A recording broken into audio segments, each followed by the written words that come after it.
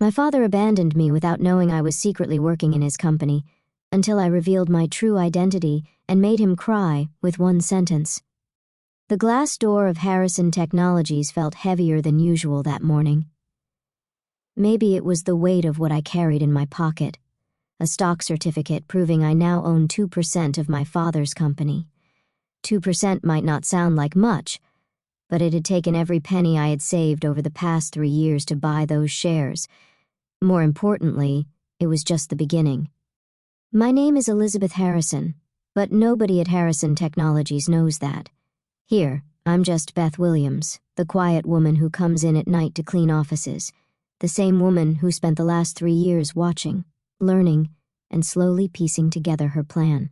While the nighttime security guard dozes at his desk, I adjusted my cleaning cart, making sure the supplies were neatly arranged. Everything had to look normal, especially today. As I pushed the cart toward the elevator, I caught my reflection in the polished brass doors. At 28, I looked more like my mother than ever, the same dark hair, the same determined set to my jaw. My father wouldn't recognize me, even if he looked straight at me. He hadn't seen me since I was a baby, and he never looked for me since.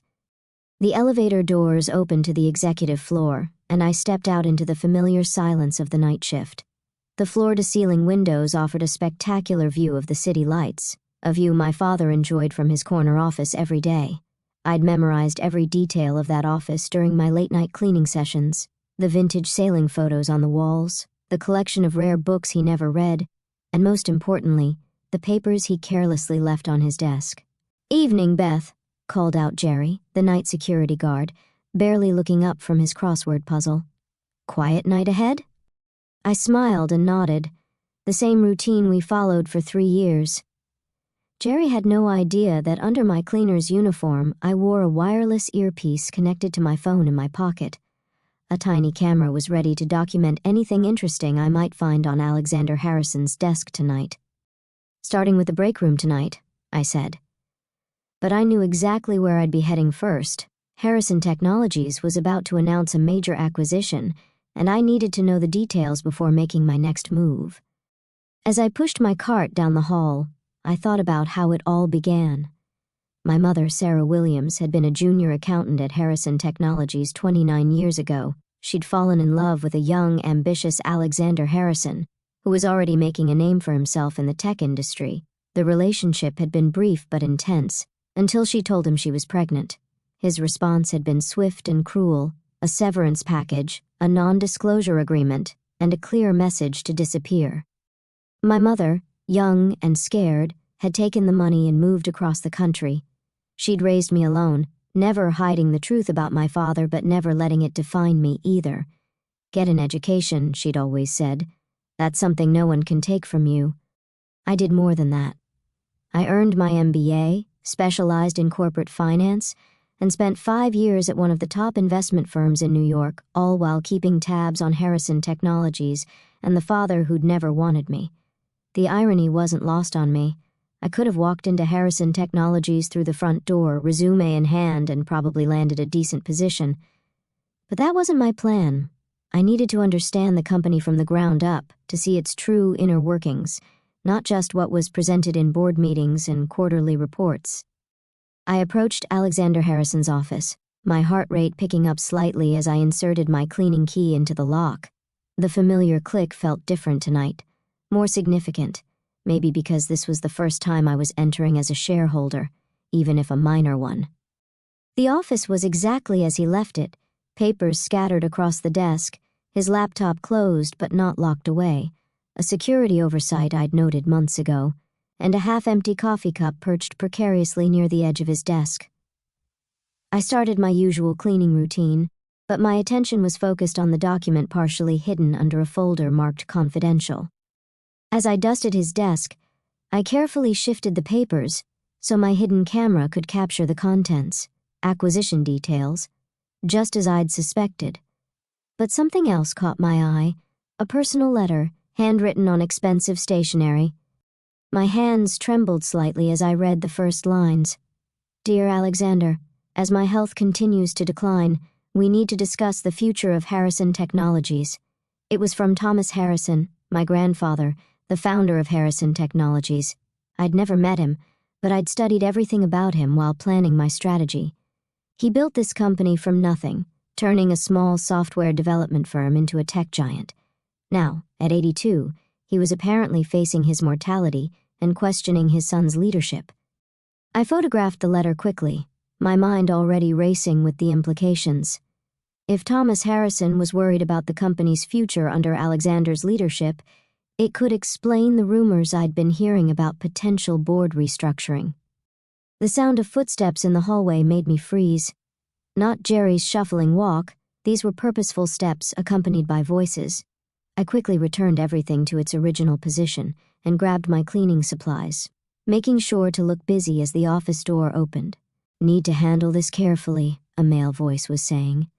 "The old man can't just—" Alexander Harrison stopped short when he saw me, his expression shifting from surprise to annoyance.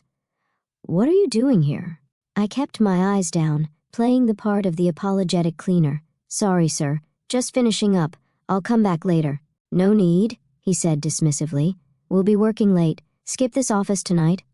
I nodded and hurried out, pushing my cart past him and the man I recognized as James Porter, the company's CFO. As I closed the door behind me, I caught a glimpse of my father's face, the face I'd studied in magazines and company photos for years. He looked tired, worried even. The letter from my grandfather must have hit harder than I thought. Back in the hallway, I let out a slow breath. Close calls were part of the job, but this one felt different. Maybe because I'd seen something in my father's eyes I hadn't expected, fear. Alexander Harrison, the man who built his reputation on being untouchable, was afraid of losing control. I continued my rounds, but my mind was working overtime. The pieces were falling into place faster than I anticipated. Thomas Harrison's letter, the acquisition plans, the board restructuring rumors. It all pointed to a company in transition, and transition meant opportunity. 3 years ago, when I first took this job, my plan had been simple: gather information, build evidence of my father's questionable business practices, and use it to force him to acknowledge me. But somewhere along the way, it had evolved into something bigger. I didn't just want acknowledgement anymore. I wanted what should have been mine all along, a place at Harrison Technologies, not as a cleaner, not even as Alexander Harrison's daughter, but as someone who could lead this company better than he ever had. The 2% ownership I'd acquired was just the beginning. With the right moves and the information I gathered, I could position myself to take control when the inevitable power struggle began. As I finished my shift and packed up my cleaning cart, I thought about my mother. She passed away 2 years ago, never knowing I'd taken this job, never knowing I'd found a way to infiltrate the company that had once cast her out. Part of me wished she could see me now, but another part was glad she couldn't. She'd always warned me about the price of revenge, about how it could consume you if you weren't careful. "This isn't about revenge," I whispered to myself as I walked to my car. "This is about justice." But as I drove home to my modest apartment, I couldn't help wondering if there was really a difference. The stock certificate in my pocket felt heavier than ever, a tangible reminder of the line I'd crossed. There would be no going back now. I parked in my usual spot and took the stairs to my 3rd-floor apartment, my mind already working on the next phase of my plan. The letter from Thomas Harrison had changed the timeline. I needed to move faster, be bolder. If my grandfather was indeed dying, the power structure at Harrison Technologies would soon be up for grabs. Inside my apartment, I went straight to my home office, a small room that looked nothing like the modest dwelling of a cleaning woman. 3 monitors displayed stock charts, company news, and surveillance feeds. A wall of notes and photographs tracked the key players at Harrison Technologies. And in the center of my desk sat a photo I'd stolen from my father's office during my first week on the job, a picture of him and my grandfather at the company's IPO celebration. I pulled out my phone and downloaded the photos I'd taken that night. The acquisition documents would need careful analysis, but it was the letter from Thomas Harrison that held my attention. I read it again, slower this time, taking in every word. "Dear Alexander, as my health continues to decline, we need to discuss the future of Harrison Technologies. Your recent decisions have given me cause for concern. The board shares my worries about the direction you're taking the company. I built this company on innovation and integrity, not just profit margins. Your focus on short-term gains over sustainable growth goes against everything I've tried to teach you. Perhaps my biggest failure was not seeing this sooner. We need to meet. There are things you don't know, decisions I've made that will impact the future of Harrison Technologies. Don't make me formalize this through the board. Your father, Thomas. I sat back in my chair, a smile playing at my lips. Thomas Harrison wasn't just worried about the company, he was preparing to take action. The question was, how could I use this to my advantage? I pulled up the company's shareholder registry on my computer. My 2% ownership was hidden behind a series of shell companies, untraceable to me. But I wasn't the only one quietly buying shares. Several investment firms had been accumulating small positions over the past few months. Were they anticipating the same power struggle I was?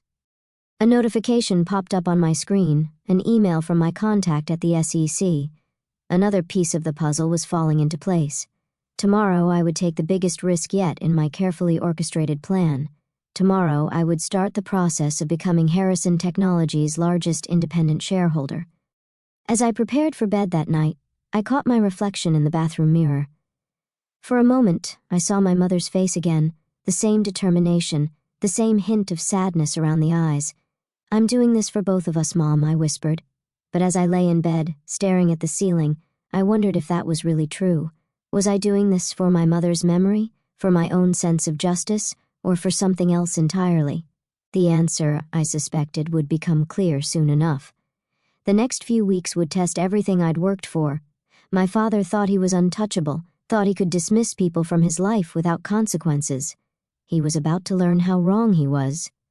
I closed my eyes, already planning my next move. Tomorrow would be another night of cleaning offices, gathering information, and quietly building my case. But soon, very soon, Beth the cleaner would disappear, and Elizabeth Harrison would finally take her place at the company that should have been her birthright. The game was changing, and I was the only player who knew all the rules. The morning headlines hit like a bombshell. Harrison Technologies faces hostile takeover attempt. I smiled as I read the article on my tablet, knowing I'd orchestrated every word. The 15% ownership stake I'd quietly accumulated through various shell companies had finally been revealed, sending shockwaves through the corporate world. My father's reaction was exactly what I'd expected. Within hours, Harrison Technologies issued a statement denouncing the opportunistic attempt to destabilize a great American company. Alexander Harrison, ever the showman, scheduled a press conference for that afternoon. I watched it from my apartment, still in my cleaner's uniform after finishing my morning shift. "This company was built by my father," he declared, his voice carrying that familiar authoritative tone, "and I will not let unnamed investors tear apart his legacy." If only he knew that legacy was exactly what I was fighting for. The past 3 weeks since discovering my grandfather's letter had been a whirlwind of calculated moves. I liquidated every asset I owned, called in every favor, and leveraged contacts from my investment banking days to amass the capital needed for this play. The 2% stake I'd started with had been just the beginning. My phone buzzed, a message from Marcus, my old colleague from Goldman Sachs, who'd helped arrange the share purchases. "Board's calling an emergency meeting tomorrow. Your timing is perfect." Perfect timing wasn't luck. It was the result of 3 years of meticulous planning. I'd watched Alexander Harrison run this company like his personal kingdom, making decisions that benefited him while ignoring long-term consequences. The acquisition he'd been planning would have gutted the company's R&D department, sacrificing innovation for quick profits, just like my grandfather's letter had suggested. Alexander cared more about short-term gains than sustainable growth. I changed out of my cleaner's uniform and into a carefully chosen outfit, a charcoal gray suit that cost more than Beth the cleaner made in 3 months. Tonight would be my last shift at Harrison Technologies, though no one knew that yet. I had one final task to complete before revealing myself. The night shift started as usual. Jerry barely looked up from his newspaper as I wheeled my cleaning cart toward the elevator. But tonight, instead of straight to the executive floor, I made my way to the IT department on the 3rd floor. "Evening, Beth," called out Mike. The night shift IT tech. Like Jerry, he'd grown used to my presence over the years. Unlike Jerry, he'd actually been helpful, unknowingly providing valuable information about the company's network security. "Hi, Mike," I said, keeping my voice casual. "Server room needs cleaning tonight. Mr. Harrison's orders." Mike frowned. "Really? Nobody told me about that." I shrugged, pulling out a work order I'd forged. "Just following the schedule." He glanced at the paper and nodded. "All right, but be careful in there. Don't touch anything that looks important." If only he knew what I was really after. Inside the server room, I quickly located what I needed. The backup drives containing board meeting recordings from the past 5 years. My father, ever paranoid about leaks, insisted on recording every meeting. Those recordings had captured countless instances of his questionable decision-making, including discussions about burying negative product reviews and sidestepping regulatory requirements.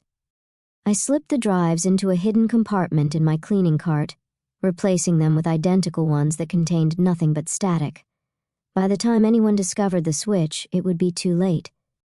As I finished my rounds, I took one last look at my father's office. The space that had once intimidated me now seemed smaller, less impressive. The vintage sailing photos, the rare books, the elaborate desk, all of it spoke to a man more concerned with appearances than substance. "Goodbye, Beth," Jerry called out as I left for the last time. "See you tomorrow."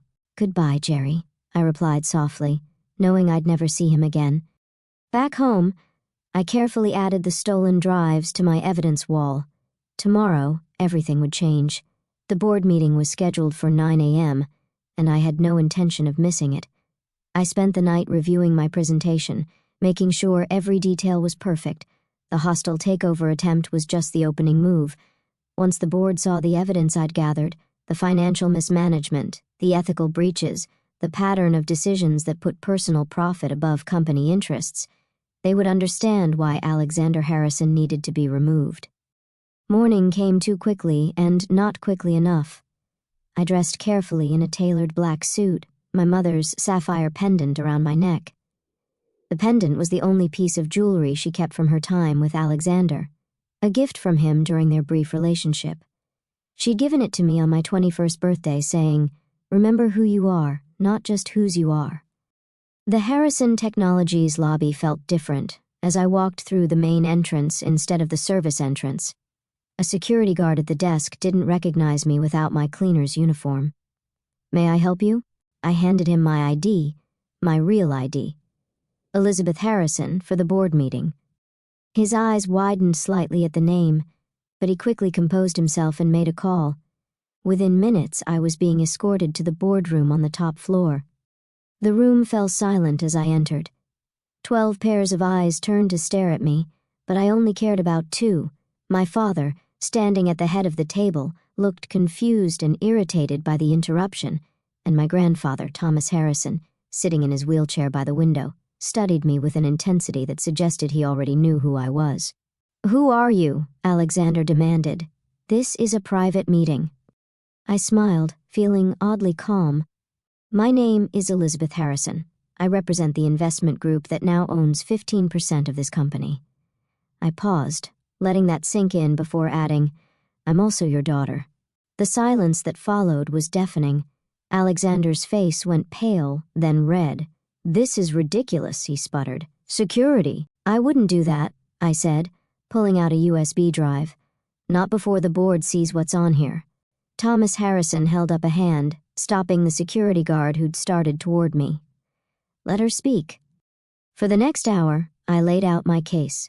The financial records showing Alexander's mismanagement, the evidence of ethical breaches, the pattern of decisions that had weakened the company's competitive position. With each revelation, I could see the board members' expressions shifting from skepticism to concern to outrage. "This is a fabrication," Alexander interrupted, his voice shaking. "She's trying to destroy everything we've built." "No," I said firmly. "I'm trying to save it. I've spent the last 3 years learning this company from the ground up, watching you run it into the ground. I worked as a cleaner, coming in every night, seeing how things really operated when you thought no one was watching." Thomas Harrison wheeled himself forward, his eyes never leaving my face. Sarah's daughter, he said quietly. I wondered if you'd ever find your way here. Alexander's head snapped toward his father. You knew. I knew about Sarah's pregnancy, Thomas replied. I tried to convince you to do the right thing back then. You refused. He turned back to me. Continue, please. I outlined my plan for the company, returning to the principles of innovation and integrity that Thomas had built it on, investing in R&D, and developing sustainable growth strategies. As I spoke, I could see the board members nodding, some taking notes, others whispering among themselves. This is absurd, Alexander cut in again.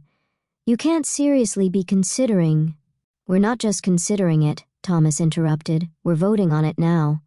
What followed was the longest 30 minutes of my life. The board voted to suspend Alexander pending a full investigation of my allegations. Thomas Harrison was reinstated as interim CEO, with me appointed as chief strategy officer. As the board members filed out, Alexander remained frozen in his chair, staring at me with a mixture of anger and disbelief. Why? He finally asked. Why come back after all these years? I met his gaze steadily. Because this company deserves better than what you've given it. Because the daughter you dismissed might be the only one who can save your father's legacy. I built this company into what it is today, he protested. No, Thomas said firmly. You inherited a great company and nearly drove it into the ground. Elizabeth has shown more understanding of what Harrison Technologies should be than you ever did. As I turned to leave, Alexander called out, You think this makes us family? You think this changes anything? I paused at the door. No, it doesn't make us family, but it does make me your boss.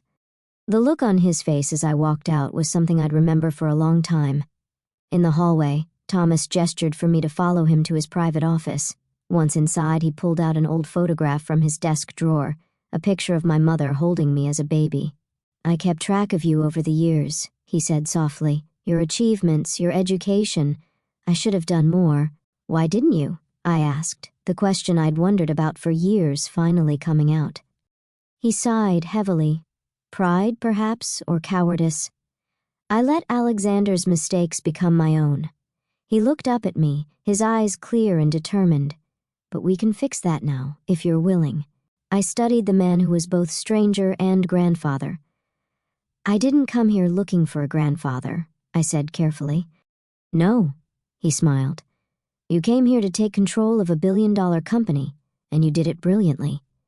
He wheeled himself to the window, looking out over the city. But maybe, while we're rebuilding this company, we can rebuild something else too. I joined him at the window, thinking about everything that had led to this moment.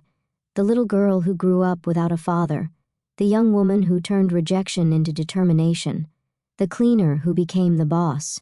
Maybe we can, I said softly. The sun was setting over the city, casting long shadows across the office. Tomorrow would bring new challenges, restructuring the company, implementing my plans, dealing with the fallout from Alexander's suspension. But for now, standing next to my grandfather, watching the day end from an office I'd once cleaned, I felt a sense of peace. The game wasn't over, but the rules had changed, and this time, I wasn't playing from the shadows. 1 month after taking control of Harrison Technologies, I sat in what had once been Alexander's office, reviewing the latest financial reports. The vintage sailing photos were gone, replaced by charts tracking our new R&D initiatives. The pretentious rare books had given way to actual technical manuals and industry analyses. This wasn't just an office anymore. It was a command center for rebuilding the company. My phone buzzed with a text from Thomas. Board meeting in 20 minutes. Alexander appealing his suspension.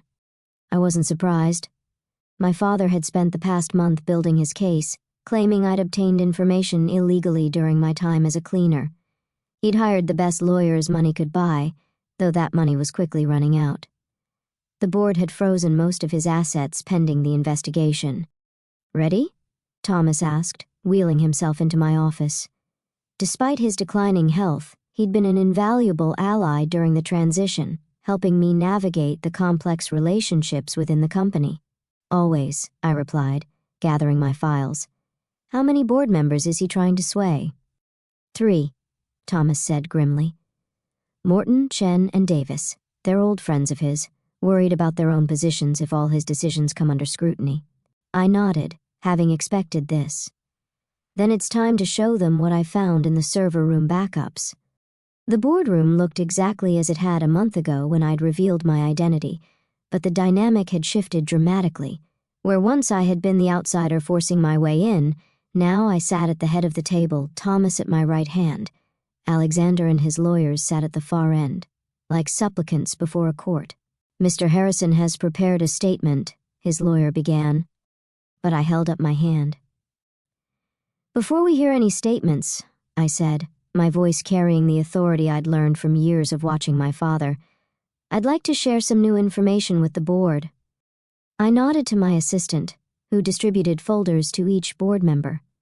"These transcripts come from board meeting recordings dating back 5 years. Pay particular attention to the highlighted sections." The room fell silent as they read.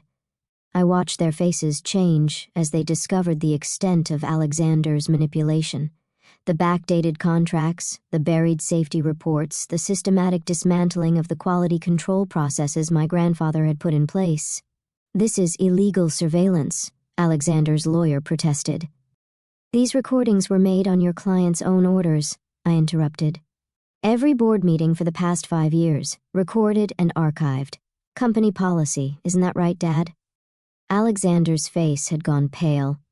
He knew what those recordings contained, every unethical decision, every manipulation, every time he put his own interests above the company's. "Morton," I said, addressing one of his allies directly, "pay special attention to the discussion about the pension fund investments. Notice how your name comes up." Morton's hands trembled as he read the relevant section.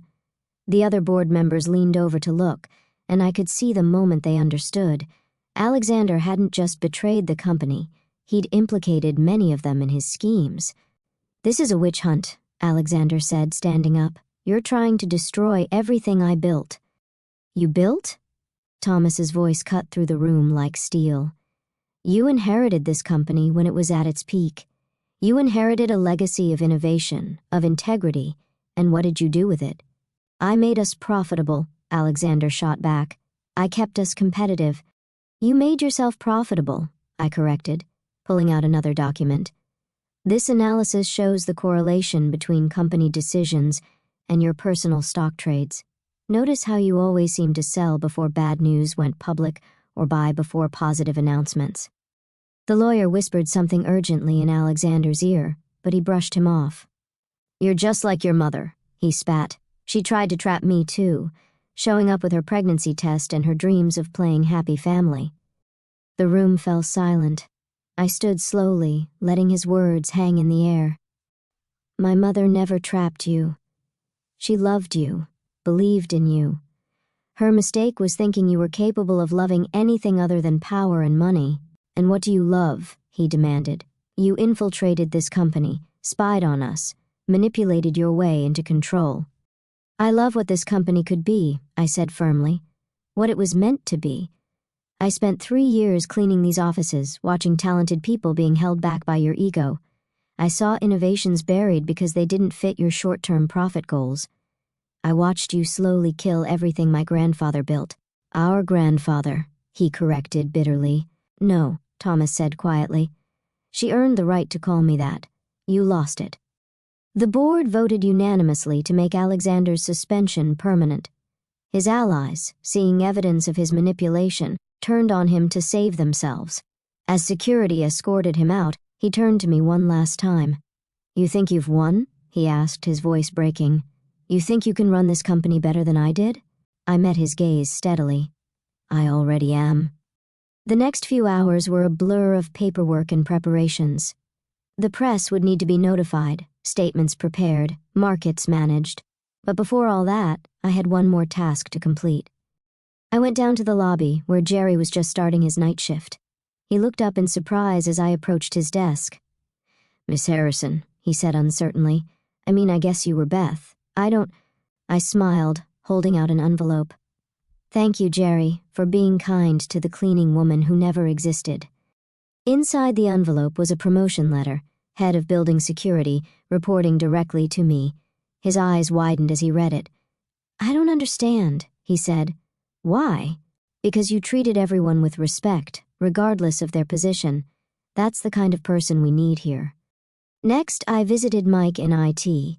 He got a promotion too, along with funding for the security upgrades he'd been requesting for years. One by one, I sought out the people who'd shown kindness to Beth the cleaner, who'd done their jobs with integrity even when management didn't care. That evening, as the sun set over the city, I found myself back in my old cleaning closet. My cart was still there, though someone else would be using it now. I ran my hand along the handle, remembering all the nights I'd pushed it through these halls, gathering information, building my case, preparing for this moment. "Having second thoughts?" Thomas asked from the doorway. I turned to face him, smiling. "No, just remembering where I started." He wheeled himself closer, looking thoughtfully at the cleaning supplies. "You know, I've been thinking about what you said in the board meeting, about what this company could be, and I think you're already making it happen." He pulled out an old photograph. Not the one of my mother this time, but one I'd never seen before. It showed him as a young man, standing in front of a tiny storefront with a hand-painted sign, Harrison Electronics. "I started with nothing," he said softly. "Built it all from scratch. Your father never understood that part. He was born into success, never had to fight for it." "Like me?" I pointed out. He shook his head. "No, you fought harder than anyone. You could have come in with lawyers and demands, tried to claim your birthright through the courts. Instead, you learned this company from the ground up. You earned every bit of it." I felt tears threatening but held them back. "I'm not finished earning it." "No," he agreed. "But you've made one hell of a start." The next morning, I arrived early to find a line of reporters outside the building. News of Alexander's permanent removal had leaked, and everyone wanted the story. I straightened my jacket, touched my mother's pendant for luck, and stepped out of my car. "Miss Harrison," they called out, "is it true you worked as a cleaner here? Did you really spy on your own father? What are your plans for the company?" I paused at the top of the steps, thinking about everything that had brought me to this moment. The little girl who grew up without a father, the woman who spent years planning her revenge, the cleaner who became CEO. "Harrison Technologies is entering a new era," I said clearly. "We're returning to our roots of innovation and integrity while moving forward into the future. As for working as a cleaner, yes, I did, because sometimes the only way to really understand a company is to see it from the ground up." Later that day, I received a package. Inside was a frame containing my old cleaning uniform, with a note from Thomas, "Never forget where you started.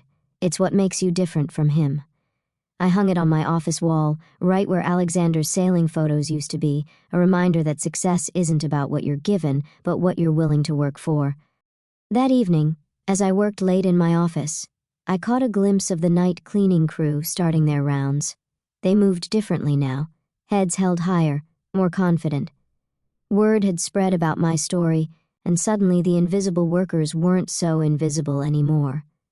I touched my mother's pendant, wishing she could see what I'd accomplished. She'd always told me that revenge wasn't the answer, that it would consume me if I let it, but this didn't feel like revenge anymore. It felt like justice, like restoration.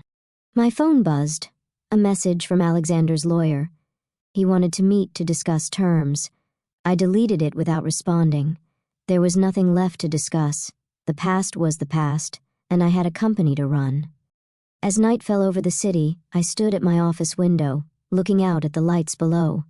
Somewhere out there, my father was probably plotting his next move, trying to figure out how to regain what he'd lost. But he'd never understand what he'd really lost. Not the company, not the power, but the chance to know his daughter. His loss, I decided. I had work to do. The cleaning cart still sat in my old closet, a reminder of where this all began. But now it was just that. A reminder. The game was over and I had won, not just for myself but for my mother, for my grandfather, and for every person who'd ever been underestimated or overlooked. Sometimes the best revenge isn't revenge at all. Sometimes it's simply becoming everything they said you couldn't be. I am Elizabeth Harrison, daughter of Alexander Harrison, granddaughter of Thomas Harrison. But more importantly, I am the woman who cleaned offices at night and became CEO by day. I am the proof that where you start doesn't determine where you finish, and I'm just getting started.